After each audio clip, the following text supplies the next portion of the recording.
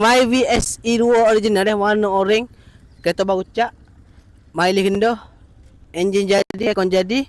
Kita nak turun dah harga baru ni. Tengok dalam tu. Harga baru ni kita buka 9 lebih. Sekarang ni kita nak bui 8,300 siap belakang. Insurans rotek dah. Siap belakang dah. Hak ni untuk Myvi SE2 original siap belakang. Belakang gini dah. Pelik gang 744 pelik dia. Untuk Myvi Auto 9,800 siap belakang juga. Oh ni Myvi Auto.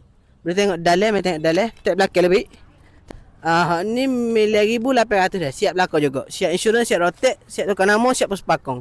Sama pokok dengan hak orang tadi bang. Okey, hak orang tadi 8,300. Hak auto 9,800. Siap belakang. Hak ni Viva manual dah. Minta repair. Viva manual ni pun siap belakang. Kita bui dengan harga tak ingat saat ni berapa sudah. 5,800 siap belakang juga. 5,800 seat comel. Tengok dalam. Manual dah. Viva ni manual. Auto kita ada ni. Belakang tak belakang setara tu dah. Gear jadi, aircon jadi, semua banyak-banyaknya jadilah. Ni ingat dah SE2 original 8,300 siap belakang. Myvi Auto 9,800 siap belakang.